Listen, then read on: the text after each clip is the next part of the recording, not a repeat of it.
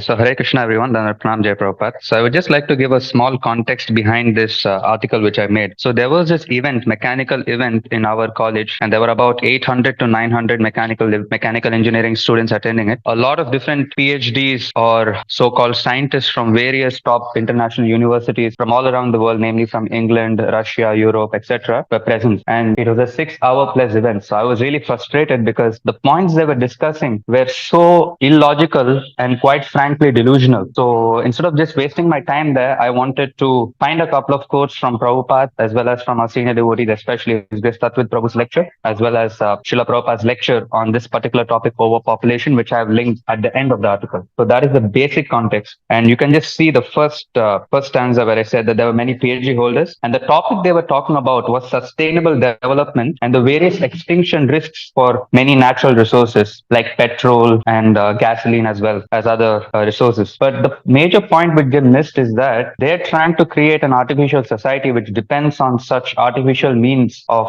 livelihood just to get a little bit of convenience. And even if we give them the point, right, you want petrol, you want various types of natural gas reserves, etc., and even if they want various other herbs, etc., for great agricultural farming, they should know the fact that Krishna, being the Supreme Lord, has everyone working under him. So this very important point is that Bhudevi, if anyone has gone to the Sri Vaishnav temples, we'll see that Bhudevi is always a great consort of Narayana. So that means that the earth reciprocates as per Krishna's order. This subtle science or spiritual science they do not know. So every single kind of mechanical things that they're trying to prove, or mechanically what they're trying to do, is simply Ugra Karma, or work that takes way too much time and which simply wastes the human potential, where the human life is meant for attaining love of Godhead and going back home, back to Godhead, the spiritual world. So the main point which I want to focus in this short article is the fact that Maya Dakshena Prakriti. So Krishna says in the Bhagavad Gita that this material nature works under whose order? Krishna's order. And Bhudevi is nothing but a consort or a representative of Krishna. So how can we expect that there'll be so much cow killing, so much illicit sex, so much atheism that is going on out of these so-called foolish scientists? And then how can we expect that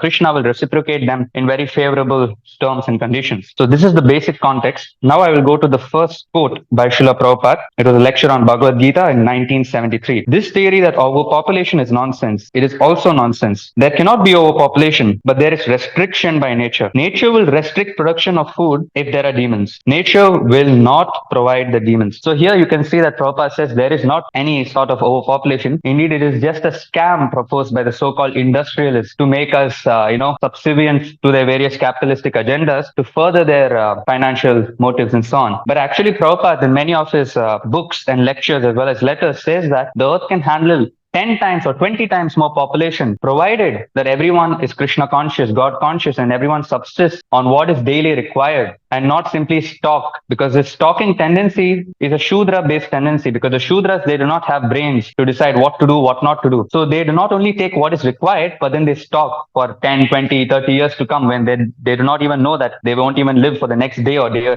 after that. So the second point that I would like to make is almost same context, but slightly different. So yes, if we are sincere, no Prabhu, can you go up? Yes, stop. Yes, Prabhu. If we are sincere, Krishna will supply us with all necessities of life. When we serve some mundane master, he gives us sufficient salary. So when we serve the Supreme Master, how is it possible that he will keep us fasting? So one thing to note is that this letter was sent to a devotee. So you can see Yamuna Mataji, and it was sent in 1969 in the early stages of ISKCON. So one very important thing to note here is that many of us serve mundane masters. For example, my father serves his boss serves his boss, and Elon Musk has, he has to also serve somebody for sure. And similarly, all those under him has to serve him. So by surrendering ourselves or working so hard for a mundane master, if we are able to subsist quite decently, then it is simply illogical to say that Krishna, who is the supreme proprietor of all things, aham sarvasya prabhava matta sarvam pravartate. So Krishna says, I'm the creator of both the material as well as spiritual worlds. So he's the greatest of master and he's the supreme proprietor. So if we surrender unto him, automatically he will provide all things that are needed for existence. So it is simply illogical to say that, if you surrender to God, who's the supreme or the supermost person, full with all opulences, he will not provide for us if we are obedient to him. So many atheists question, they ask, how do you know there is God? Well, I will address those statements at the end of this article. And I've also linked a very nice video, which I request all devotees to humbly watch. So I quote it. So the Bhagavad Gita 9:10, the material nature is working under my direction, O son of Kunti, and it is producing all moving and unmoving beings. relationships, right? So after that, in another quote by Srila Prabhupada, so Prabhupada says that I was discussing this evening, there is so much land still uncultivated. And if the overpopulated, so-called overpopulated people are allowed to go there and cultivate and grow their food grains, 10 times of the living entities on this face of the globe can be fed without any difficulty. So here Prabhupada also takes the stance of speaking from a material view as well. So previous points were purely on a spiritual view, where if we satisfy the Lord, then everything is met. But now, even from the materialistic point of view, we must understand that this society is nothing but a relationship between the cheater and the cheated. So now, just by a brief explanation on this, everywhere you go, especially if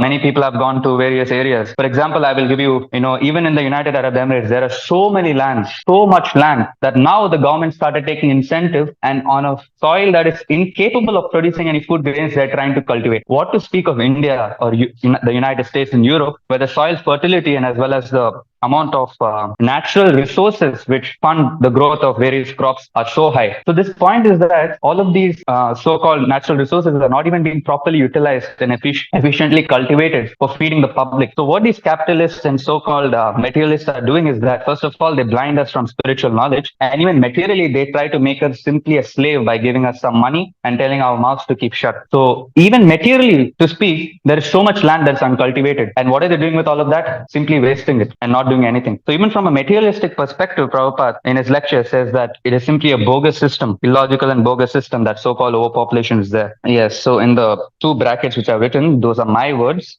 based on my small realizations. So yes, I was just trying to say that the governments not only cheat people to perform sinful activities, so spiritually they're killing them, but also the people also lack intelligence to try and question the government. So that is why the spiritual need of the people must be met, because not everyone can be on the Shudra platform or be forced to be kept on the Shudra platform. And that is why this Bhagavad Gita and chanting of Hare Krishna, association with devotees, makes people really intelligent. Otherwise, they'll just be doing this Ugra karma and they'll be getting a small pay. Just like a donkey, Bhaktivinoda Thakur says Gadha, meaning the donkey, right? So he'll just be going behind the food, but then he won't understand that he will never get it. So that is what's happening. So now I will address the point which, when I was compiling this article, I was trying to think from the atheistic point of view. So the first 2 or 3 quotes, they are reference to mainly atheists, right? Prabhupada quotes demons, and Prabhupada also says how Bhudevi will not reciprocate if you're a 4th class, 5th class rascal. So now many atheists might question, how do you know there is God? Or especially in this context with material nature, how do we know there is God? So there was a very nice explanation given by Tatvit Prabhu in his recent class, I think 10.8. So Prabhu was saying that, first of all, even from the atheistic perspective, we can question them on a scientific or a philosophical basis. So we can see very clearly that there is perfect law and order going on in society, or according to the natural laws. So for example, if a baby jumps from the 3rd floor, and if I jump from the 3rd floor, both of us are going to die. Similarly, if I touch my fire and the baby also touches fire, both of us are going to get burned, irrespective, because material nature doesn't care if you're ignorant or not. So we must question that this so-called point of chance, which they say, refers to 2 things. Number 1, they're definitely not very sound clinically. Number 2, chance in the English dictionary means randomness. So what is randomness? Randomness means that there is an irregular probability that is going on. For example, all humans we see have 2 hands, 2 legs, and even if they're disabled under the certain types and conditions that is medically provided for them. Similarly, the dog has 4 legs and he looks the same no matter what. However, this chance variations, which is proposed by Darwin and all of these modern PhDs, which suggest randomness, is supposed to mean that I can have a half dog, half man body, or I can have a half dog, half dolphin body, or a dog can be a half dog, half tiger, because chance means randomness, and randomness means there is no absolute law and order. It is just random. Anything can happen at any time, and we cannot say anything. Second point is that order. So what is order? For example, if I commit a crime, police comes and arrests me. That is order. Laws are there, and the lawmaker is God, because we can clearly see from material examples that the sun rises on the right time, sets on the right time. Gravitational force is constant all over the earth, no matter what. Wherever you go, it's the same. Similarly, a hydrostatic force, Bernoulli principle, all of them are also the same. Second point is order. For example, a society might have a lot of proper law, but if there's no one policing or no one is trying to maintain the order, then it's simply a chaotic society, or a society with no proper functioning government. However, here we see that everything is enforced to the absolute limit, meaning that we cannot escape death. Nor can anyone escape old age, especially on a material platform, not on a spiritual platform.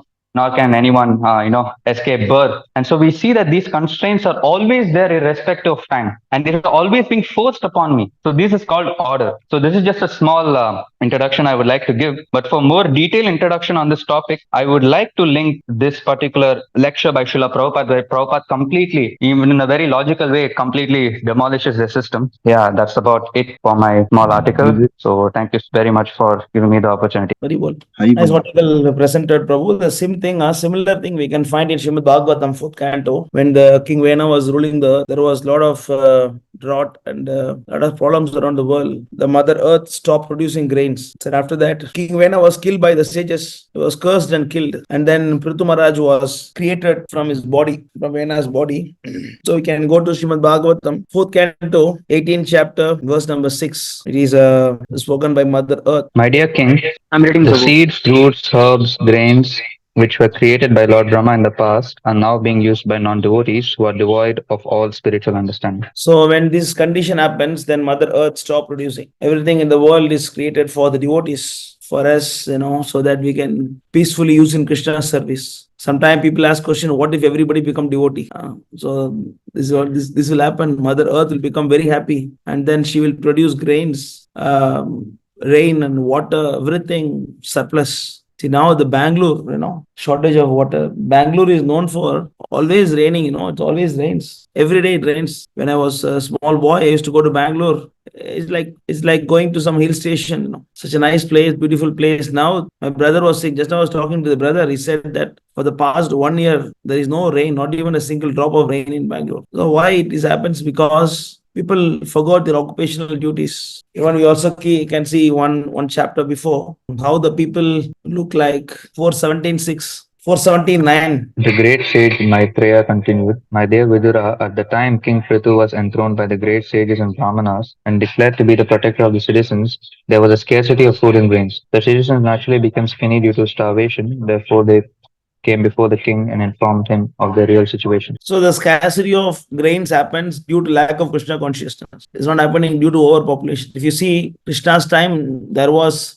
some few lakhs of acharyas. Few 100,000 acharyas were there. Only acharyas alone, So if acharyas alone were few 100,000, how many students were there? How many family was there? So that is only Dwaraka, What to speak of other part of the world? So where is the overpopulation there? When I was a small boy, every village used to be full. Now all the villages are going to the city. Village is getting empty. So as Karti Prabhu was rightly saying, they think that overpopulation means the population that they are not able to provide the modern amenities. If they cannot provide the amenities, modern amenities, then it is overpopulation. See, our Modi thinks that we have to give a cylinder for every citizen, house for every citizen. That is not right. So when I was going to school, there used to be advertisement coming in the TV saying that by cooking in the firewood, we get carbon monoxide and people get cancer because of that. So switch to cylinder. That was advertisement we got. Now the number of cancer rate is more in India.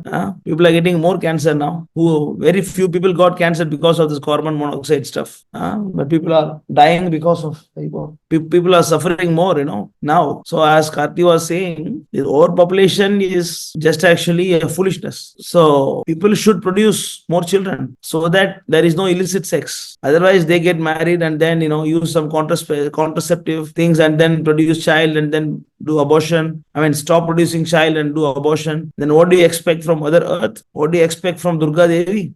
She will get furious, And this is the result that we are seeing today. Even Madhav Prabhu was saying that in Germany also, there are a lot of poor people are there. People are starving. Many people, they homeless, everything is there also. So we have to understand, Finland also, everywhere, US, America also, everywhere. So now the thing is that they are unnecessarily increasing the necessities of the modern lives, and those who cannot afford that, then they are called as poor. So in those days, if you have a land, you are rich, you can be self-sufficient and live comfortably. So now you need to learn AI, how to use AI. Otherwise, you cannot enjoy the modern facilities. Anyway, so nice so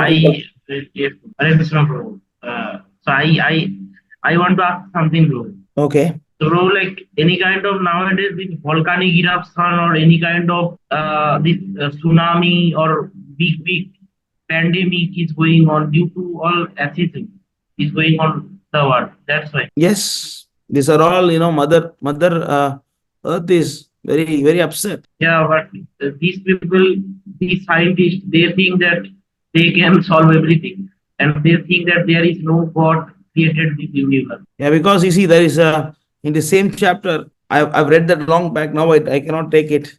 It is said that Mother Earth hides all the grains, hides. When non-devotees are raising, it'll hide all the herbs and all the plants and trees, everything she hides inside. And then she will release it when the devotees are coming to power. They are in the name of creating metros and roads and trains. They are simply destroying all the trees. Even 1 week before, our neighbor land, all the trees got destroyed. It used to be like a nice, good forest. Now it looks like a desert. Simply they are destroying it. Simply destroying it.